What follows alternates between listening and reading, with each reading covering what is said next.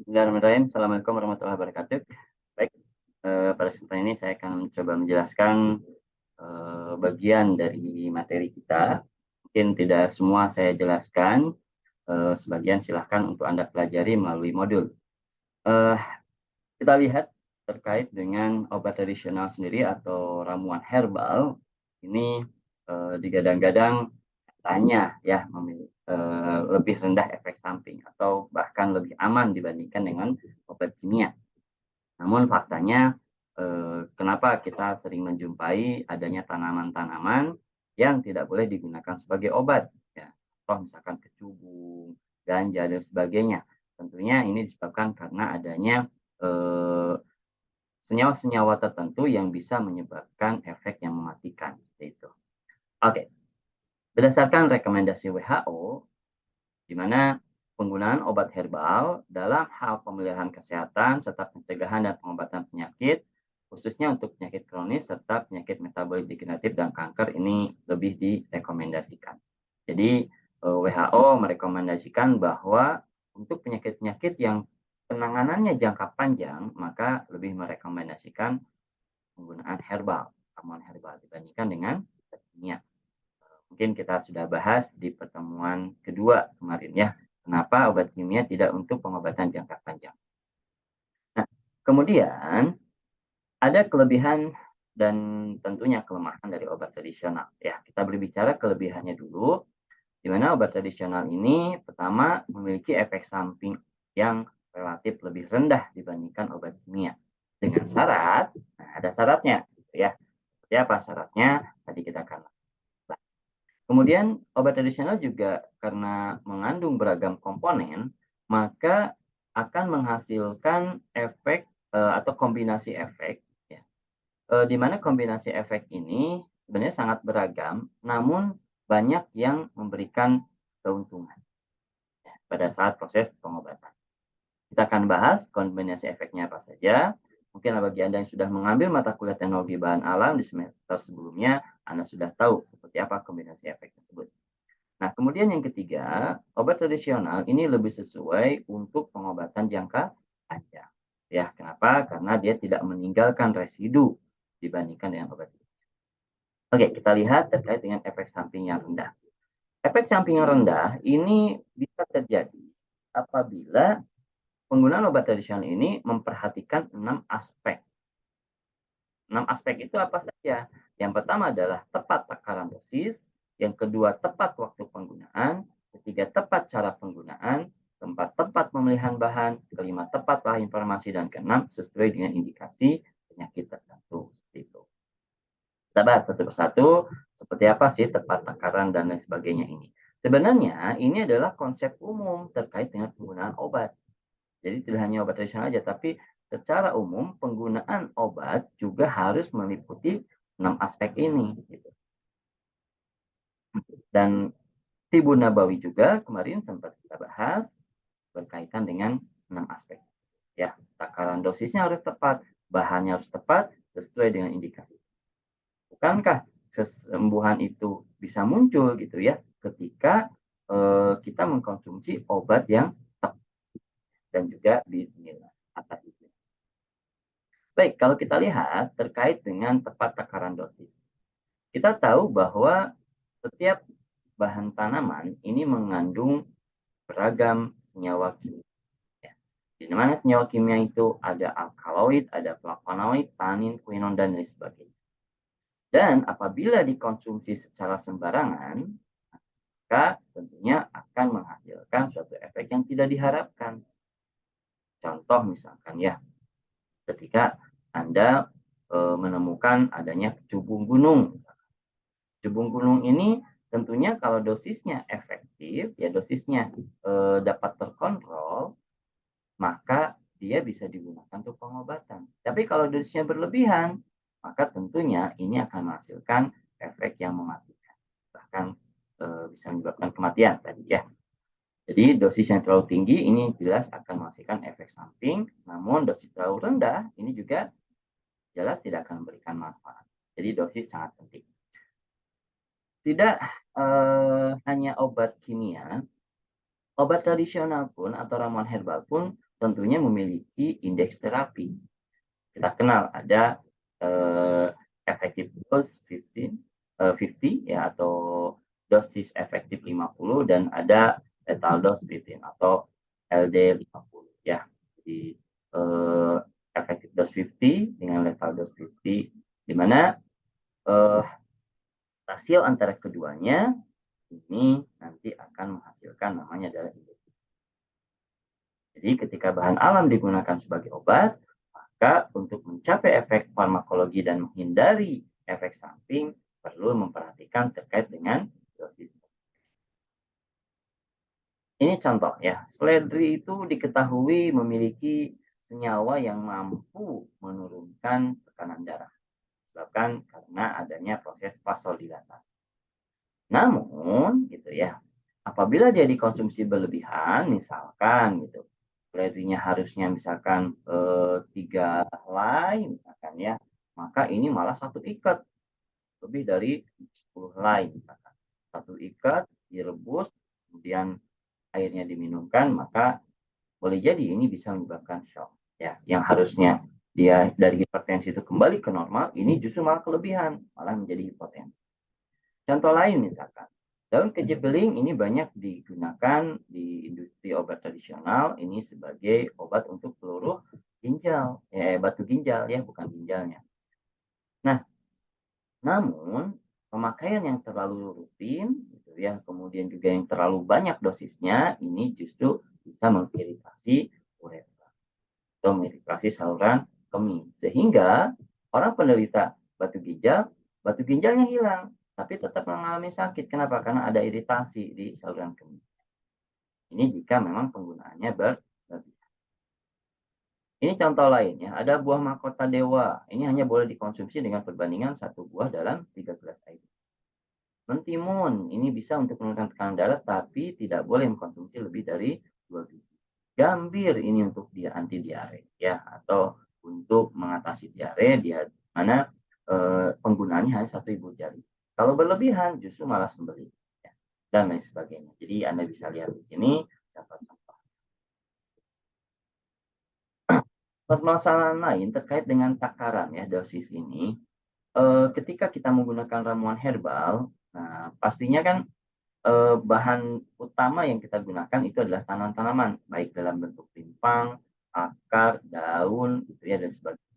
Nah, biasanya pada penggunaan di masa lampau, ya secara empiris, itu biasanya takarannya itu adalah menggunakan anggota badan. Misalkan, ini tolong kita gunakan jahe sebesar ibu jari, ya, atau sejumput, segenggam, dan lain sebagainya. Kalau kita perhatikan gitu ya, ibu jari setiap orang kan berbeda-beda. Nah, ada yang ibu jarinya besar gitu ya, ada yang kecil, itu gimana gitu. Maka alangkah baiknya takaran tersebut dikonversi ke dalam bentuk satuan internasional. Kita kenal ada gram, ada miligram, dan sebagainya. Jadi saat memperkirakan jumlah penggunaan bahan, maka ukur bahan menggunakan alat timbangan. Dan tidak disarankan menggunakan perkiraan seperti ukuran jempol, jari, dan sebagainya. Kecuali gitu ya bagi para tenaga pengobat yang sudah mahir ya, di mana ada beberapa tenaga pengobat yang mana mereka karena kepengalamannya gitu ya, dengan jam terbangnya yang sudah mencapai angka ribuan sampai puluhan ribu jam terbang untuk penggunaan obat herbal, maka biasanya mereka mungkin mudah gitu ya membuat takaran tanpa harus menimbang. Kenapa? Karena pengalaman. Tapi kalau kita yang belum berpengalaman, jangan coba-coba menebak-nebak. Ah udah 10 helai aja, ah udah 1 ibu jari saja, ah udah segini saja, dan sebagainya. Pastikan takarannya dalam satuan yang pasti, yaitu miligram, gram, ataupun kilogram. Nah, berikutnya adalah tepat waktu penggunaan. Maksud dari tepat waktu penggunaan ini bukan waktunya diminum pagi, siang, sore, malam, kan, gitu ya. Waktu penggunaan di sini artinya adalah pada saat kita menggunakan ramuan herbal, maka untuk meminimalisir munculnya efek samping, kondisi tubuh kita harus dalam kondisi yang tepat. Jadi jangan sampai ketika kita mengkonsumsi ramuan herbal, maksudnya ingin sembuh, tapi justru ini malah menyebabkan kelainan. Contoh misalkan ya, ketika ada seseorang menderita tukak lambung. Ketika seorang yang sedang menderita tukak lambung, kemudian dia karena terbiasa mengkonsumsi jahe, gitu ya, jahe itu kan bagus sebagai antiinflamasi, ya, dan sebagainya. Tapi ketika dia mengkonsumsi jahe, adanya efek antiinflamasi ini juga bisa berpengaruh ke lambung. Justru asam lambungnya semakin meningkat. Kenapa? Karena tidak ada kontrol, gitu ya. Yang mana kontrol tersebut di perannya itu dipengaruhi oleh prostaglandin. Nah, ini kan waktu yang tidak tepat. Ada satu kondisi lain. Ini dalam sebuah buku gitu ya diceritakan di tahun 1983 ini pernah terjadi ada beberapa pasien ibu-ibu mengalami kesulitan persalinan.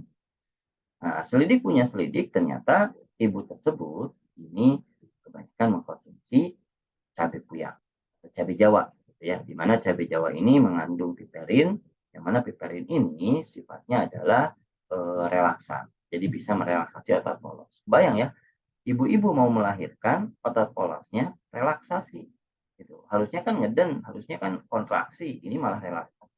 Gimana bisa ngeden? Nah, ini pernah terjadi. Kemudian eh, ini contoh lain, kunir asam. Kunir asam ini sifatnya adalah abortifum. Dia meluruskan apa namanya itu bisa juga untuk pelancar haid lah ya, meluruskan kotoran-kotoran darah. Nah, namun ini bagi yang sedang hamil, maka konsumsi kunir asam ini harus diperhatikan. Ya. Apa? Karena bisa menyebabkan kontraksi uterus. Namun di sisi lain kunir asam ini bagus gitu ya. Bagi siapa? Bagi ibu-ibu hamil yang nanti akan melahirkan. Justru akan membantu kontraksi. Berkebalikan dengan tadi ya apa namanya itu piperin. Nah, kemudian tepat cara penggunaan ini juga merupakan salah satu aspek dari 6 aspek yang perlu diperhatikan. Tidak semua bahan penggunaannya adalah dengan cara digodok. Ada beberapa bahan yang penggunaannya justru bisa dibakar ataupun dihisap seperti misalkan ya aromaterapi. Nah, aromaterapi itu kan mengandung minyak atsiri. Misalkan kita membuat bahan bakunya berupa lilin aromaterapi atau akar-akaran. Nah ini karena aromaterapi maka proses penggunaannya adalah dengan cara dihirup. Nah kalau dengan cara dihirup maka tidak direbus ya, tapi biasanya dibakar. Ini contoh lain ya. Misalkan ada daun kecubung, di mana daun kecubung ini mengandung alkaloid turunan propan. Kalau kecubung ini dia direbus, pasti ini akan keluar semua alkaloidnya. Kalau diminum akan menyebabkan pingsan bahkan kematian. Namun, ya, kecubung ini ada yang mengatakan secara empiris bisa digunakan untuk mengatasi asma. Caranya bagaimana? Dengan cara digunakan seperti halnya pokok, yaitu dilinting, dibakar, kemudian dihisap. Jadi supaya asapnya yang mengandung senyawa-senyawa tertentu itu bisa masuk, gitu ya, melalui. Oke. Kemudian ada tepat pemilihan bahan. Nah ini juga sering keliru, gitu ya. Di mana banyak sekali ragam bahan-bahan herbal yang kelihatannya mirip. Kita perlu perhatikan bahwa bahan yang mirip belum tentu memiliki efek farmakologi yang sama. Ya, biasanya ini terjadi pada saat kita mengambil bahan langsung dari area hutan misalnya, ya, atau dari kebun. Wah ini mirip nih seperti yang ada di internet nih, bisa nih digunakan. Boleh jadi mirip, tapi boleh jadi efeknya. Contoh misalkan ya, dalam hal penyebutan saja, ini juga kadang-kala terjadi penyebutan. Lempuyang kita kenal, ini adalah rimpang ya yang biasa digunakan, bahkan banyak dijual. Nah, lempuyang itu eh, ternyata terdiri dari 3 jenis. Jadi kita mengenal ada lempuyang gajah, ada lempuyang pahit, ada lempuyang wangi. Mana secara morfologi ketiganya ini memiliki penampakan yang berbeda. Meskipun mirip dari penamaan sama-sama disebut lempuyang, ternyata lempuyang gajah dan lempuyang pahit ini fungsinya adalah untuk meningkatkan nafsu makan. Adapun lempuyang wangi, ini biasanya fungsinya adalah untuk diet, justru menurunkan berat badan. Anda bisa bayangkan gitu ya, ketika ada orang mengkonsumsi lempuyang, tujuannya adalah untuk menurunkan berat badan, tapi salah konsumsi. Salah lempuyang pahit, lempuyang enggak yang dikonsumsi, justru malah berat badannya meningkat. Bayang ya, orang pingin diet, kenapa nambah, kenapa bobot badan jadi malah nambah gitu ya, gagal gitu dietnya. Hanya karena salah dalam. Kita perhatikan di sini ya, eh, ada kasus nih di Belgia, bukan di Indonesia ya, tenang ya. Ini dilaporkan dari dalam kasus tersebut terjadi sebanyak 70 orang menjalani dialisis bahkan sampai transplantasi ginjal. Karena apa? Ini mengkonsumsi pelangsing dari tanaman yang salah. Jadi dampaknya bisa luar biasa gitu. Salah mengkonsumsi tanaman bisa berefek. Kita perhatikan di sini. Ini contoh tanaman-tanaman yang mirip. Ya, ada ngokil dengan keji. Kelihatan gitu dari daunnya terlihat mirip, tapi kalau kita perhatikan lebih lanjut ternyata itu berbeda. Ini contoh dari gambar misalnya ya. Kalau Anda perhatikan ini seperti mirip, tapi ternyata ini berbeda. Yang satu itu adalah rambutan, ini adalah jarak kepiar. Rambutan kalau Anda makan ini manis, banyak kandungan vitamin C, mineral dan sebagainya, dan gula. Kalau ini jarak kepiar, kalau Anda konsumsi, Anda bisa pindah alam. Ya. Bisa innalillahi wa inna ilaihi ya, semua kembali ke Allah. Kenapa? Dalam jarak kepiar ini terdapat racun. Nah, bisa menyebabkan kematian. Ini contoh lain, tadi lempuyang ya. Lempuyang ini ada lempuyang gajah, ada lempuyang pahit, lempuyang wangi. Sama-sama orang menyebutnya lempuyang. Sama-sama berupa rimpang. Tapi ternyata memiliki perbedaan dalam hal efek. Ini juga kumis kucing dengan teklan. Ya, memiliki kemiripan gitu ya, antara kumis kucing dan teklan. Bahkan ini pernah terjadi kasus pengoplosan kumis kucing dengan teklan. Kemudian ini adalah Mindy dengan Nimba, hampir mirip gitu ya. Kalau kita tidak jeli, maka kita akan salah dalam ini. Ingat, meskipun memiliki kemiripan dalam hal morfologi, belum tentu khasiatnya sama. Boleh jadi khasiatnya bertolak belakang. Berikutnya adalah tempat telaah informasi. Di era modern ini, dengan munculnya sosial media, munculnya beragam produk-produk teknologi yang bisa kita akses secara bebas, ya, maka banyak informasi-informasi yang sebenarnya informasi itu berharga, namun ketika dikonsumsi oleh orang yang salah, maka ini menjadi informasi yang berbahaya. Bahkan gitu ya, ada informasi-informasi yang sengaja dibuat oleh orang-orang yang tidak bertanggung jawab, namun ada beberapa orang yang meyakini kebenarannya. Ini menjadi masalah. Sebaiknya gitu ya, ketika informasi itu ditelaah, khususnya informasi terkait dengan kesehatan, maka yang menelaah informasi itu adalah orang-orang yang memang memiliki basic science kesehatan. Tidak bisa orang sembarangan. Kenapa? Orang dengan basic science kesehatan ketika membaca informasi, maka dia akan mengkoneksikan dulu dengan informasi yang sebelumnya sudah dia dapat. Contoh misalkan, mungkin ada di antara kita yang pernah mendapatkan pesan rantai seperti ini. Garam bisa digunakan untuk mengatasi asam lambung. Di mana garam ini memiliki struktur NaCl. Padahal garam itu adalah gabungan antara asam dan basa namanya garam ya, tidak hanya NaCl saja. Bisa MgCl2, itu garam Inggris ya. Kalau Anda konsumsi bisa diare itu. Bisa juga CaCl2 itu juga garam. Bisa AlCl3 itu juga garam. Jadi garam itu tidak hanya NaCl, tapi di situ dia menamakan garam itu NaCl. Di mana NaCl ini dia bisa menetralkan asam lambung. Kita tahu asam lambung adalah HCl. Nah, ketika dia memiliki basic science yang kuat, maka pada saat dia melihat informasi tersebut, jelas ini menjadi hal yang bertentangan. Kenapa? Karena gitu ya, ketika dia mengkoneksikan antara NaCl dengan HCl, ini ada ion sejenis yaitu Cl. Kalau ada ion sejenis, dia menjadi buffer, bukan malah bereaksi, bukan malah menetralkan gitu. Nah, ini menjadi masalah ya. Sehingga sehingga memang apa namanya itu hati-hati ketika kita mendapatkan informasi. Contoh misalkan ya informasi terkait dengan adanya tanaman-tanaman yang bisa digunakan untuk mengobati penyakit tertentu. Nah, kita perlu telaah dahulu, benar nggak tanaman tersebut memang secara ilmiah digunakan untuk mengobati. Sebenarnya ada dua parameter yang bisa kita lihat gitu ya, secara keilmuan terkait dengan manfaat tanaman. Pertama adalah empiris. Dari mana empiris ini bisa kita peroleh? Yaitu dari buku kuno, dari naskah-naskah yang sebelumnya pernah dibuat oleh orang-orang zaman dulu.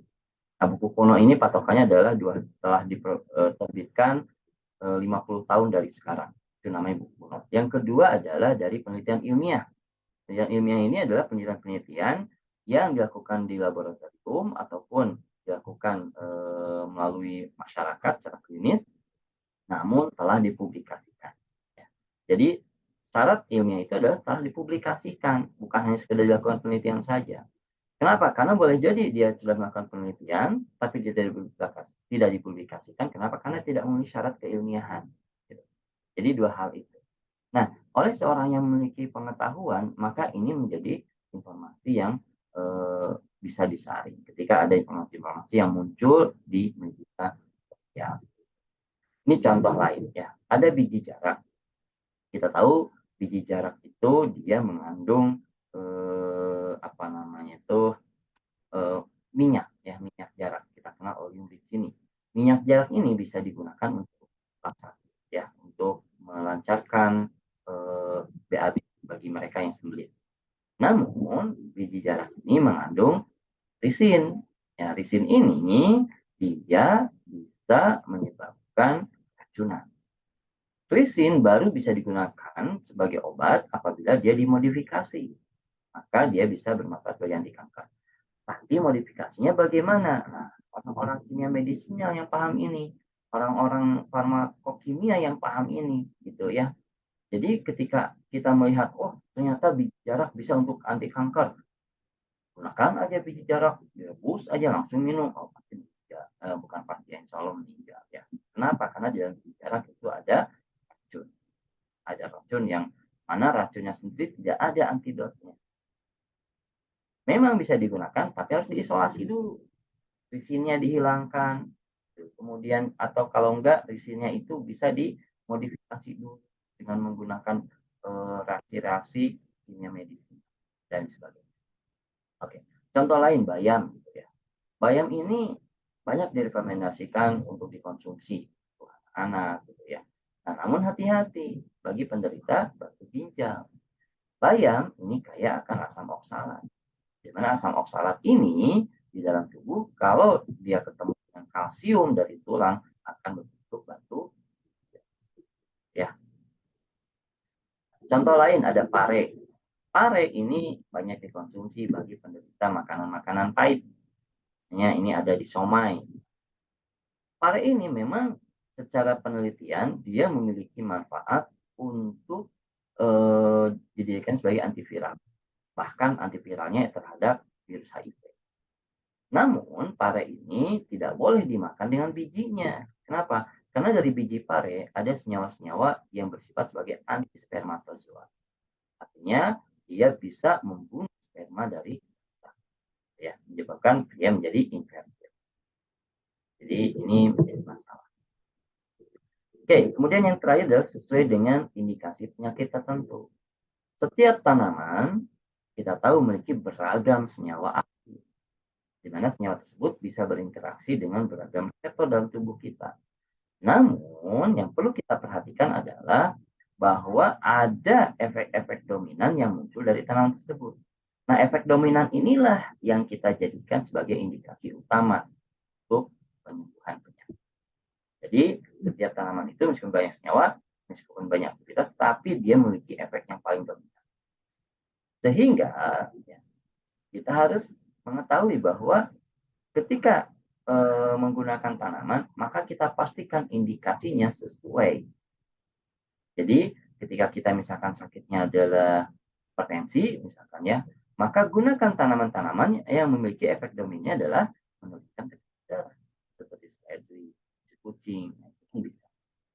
Gimana kalau seandainya misalkan kita gunakan tanaman-tanaman lain? Contoh misalkan ya, kita gunakan keji beling. Keji beling kan bisa untuk meluluhkan batu ginjal, bisa untuk diuresis gitu ya.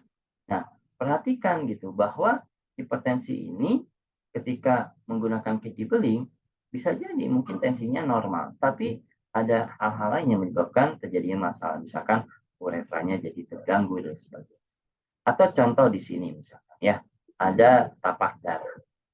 Tapak darah atau vincarosea kita tahu dia mengandung senyawa yang sangat terkenal namanya vincristin dan vinblastin, yang mana senyawa ini sekarang sudah digunakan secara medis untuk mengobati leukemia.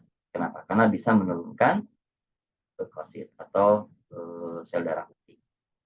Nah, di sisi lain, tapak darah ini juga memiliki efek anti diabetes. Nah, kalau Anda perhatikan, tapak darah ini punya dua efek, tapi efek dominannya adalah menurunkan sel darah. Sehingga tapak darah lebih cocok digunakan untuk penderita leukemia dibandingkan penderita diabetes. Kenapa? Kalau dia digunakan untuk penderita diabetes, oke, gula darahnya ya bisa normal. Tapi di sisi lain leukositnya berkurang. Padahal leukosit itu dibutuhkan untuk apa? Untuk mencegah terjadinya serangan infeksi, baik dari bakteri ataupun virus. Sehingga ketika kita mengkonsumsi tapak darah dalam kondisi normal, justru ini akan menyebabkan kita mudah terinfeksi dasar. Ini menjadi masalah ya. Oke, dalam hal lain ada keji beling dan sebagainya. Ini juga atau tempuyung gitu ya. Ini silakan. Nah, kemudian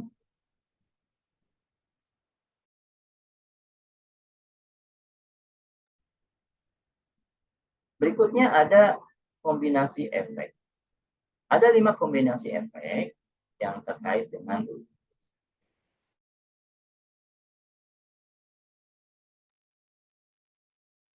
baik. Lanjutkan. Adanya kombinasi efek ini juga menjadi salah satu kelebihan dari obat tradisional ya atau ramuan herbal. Ada 5 kombinasi efek, yakni efek komplementer, efek sinergi, antagonis, hambatan absorpsi, dan peningkatan ketersediaan hayat. Kita perhatikan seperti apa kombinasi efek tersebut. Oke, sebelum masuk kombinasi efek, kenapa sih bisa muncul kombinasi efek tersebut? Pada bahasan sebelumnya, kita pernah bahas bahwa yang namanya ramuan herbal ini mengandung banyak senyawa, di mana setiap senyawa tersebut itu berinteraksi dengan reseptor-reseptor tertentu. Ya. Sehingga semakin banyak senyawa yang berinteraksi dengan reseptor, maka akan menghasilkan efek farmakologi, yang mana efek farmakologi ini ada yang nanti menguntungkan, ada yang merugikan. Sehingga muncullah interaksi efek. Oke, kombinasi efek yang pertama adalah efek komplementer. Apa itu efek komplementer? Ini adalah efek yang dihasilkan dari interaksi antara dua senyawa atau lebih, baik dari bahan yang sama atau dari bahan yang berbeda, di mana setiap senyawa tersebut akan berinteraksi gitu ya dengan masing-masing reseptor sehingga menghasilkan efek yang berbeda-beda. Namun, jadi meskipun efeknya berbeda-beda, efek tersebut ini saling mendukung dalam rangka mencapai efektivitas pengobatan. Jadi efeknya saling mendukung. Nah, ini kita bedakan dengan efek sinergi ya. Jadi kalau efek di sini saling mendukung, kalau sinergi itu saling menambahkan. Jadi meningkatkan efek. Kalau di sini bukan meningkatkan efek, tapi mendukung. Kita perhatikan di sini contoh aja. Dari herbatimi ini mengandung minyak atsirtimol. Nah, di mana minyak atsirtimol ini bisa mengencerkan dahak sebagai ekspektoran. Di sisi lain, di dalam herbatim ini ada carfacrol, ini sebagai antibakteri. Dan juga ada plafon, ini adalah flavonoid yang dapat mempengaruhi cara pengontrol batuk sehingga dapat menekan batuk. Kalau kita perhatikan, ekspektoran, antibakteri, penekan batuk, ini adalah hal yang berbeda-beda. Di mana di sini mempengaruhi sistem saraf, di sini dia sebagai antibakteri, sebagai ekspektoran. Tapi ketika dia digabungkan sebagai obat untuk batuk berdahak, maka ini saling di mana batuk berdahak itu kan dahak itu muncul karena adanya gangguan bakteri ataupun virus di tenggorokan sehingga harus dibuang. Caranya gimana? Keluarkanlah sekret berupa dahak. Sekret ini pastinya kan mengganggu ketika kita beraktivitas sehingga sekret ini bisa menyebabkan kita sulit untuk berbicara dan sebagainya. Dengan adanya ekspektoran, maka sekret ini bisa menjadi lebih mudah dikeluarkan. Nah, terus kalau sekretnya dikeluarkan, bakterinya gimana dong? Dengan adanya antibakteri di sini, maka antibakteri inilah yang akan bekerja menurunkan pertumbuhan bakteri dan batuknya sendiri bisa diredam dengan adanya pengaruh sistem saraf. Jadi ada yang berbeda-beda, tapi ketika digabungkan ini menjadi efek. Kita lihat contoh lain, ada seledri, ada daun jati Belanda. Silakan nanti Anda baca. Ya. Kemudian ada efek sinergi. Apa bedanya dengan yang komplementer? Kalau komplementer efeknya beda-beda. Kalau di sinergi, ini ada efek yang dihasilkan dari interaksi antara dua senyawa atau lebih, di mana kedua senyawa tersebut, senyawa yang berbeda tentunya, ini menghasilkan efek yang sama. Sehingga efek farmakologi dari suatu bahan akan meningkat. Biasanya efek tersebut bisa ditimbulkan melalui beragam mekanisme aksi. Saya contohkan begini ya. Ada tanaman-tanaman yang bersifat vasodilatasi.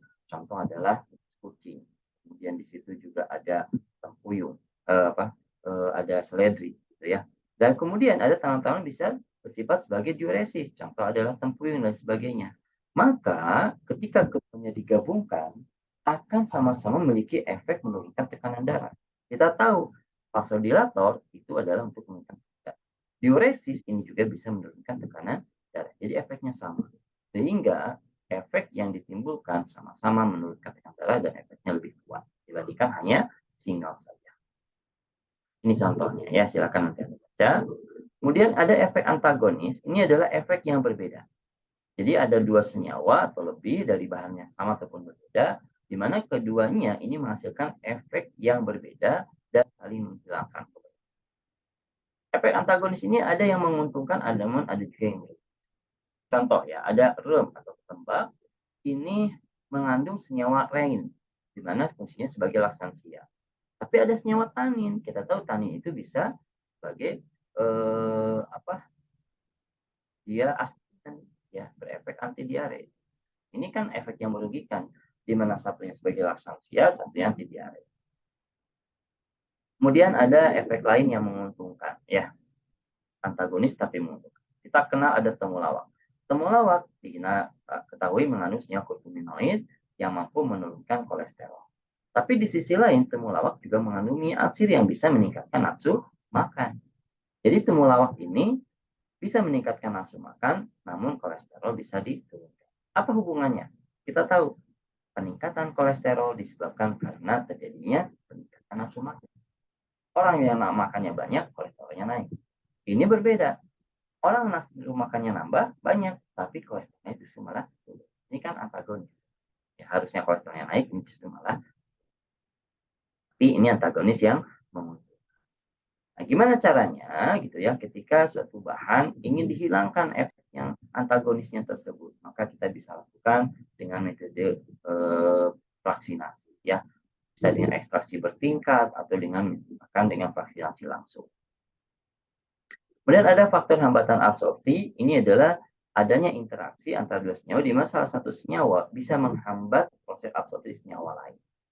Ini biasanya terjadi misalkan ketika ada senyawa-senyawa yang bisa mempengaruhi mukosa dari usus. Kita tahu ya absorpsi jadinya di usus sebagian besar, ada yang di lambung juga tapi sebagian besar dari usus. Nah, ketika ada senyawa-senyawa yang bisa mempengaruhi mukosa usus seperti halnya tanin misalkan ya, maka absorpsi akan dihambat.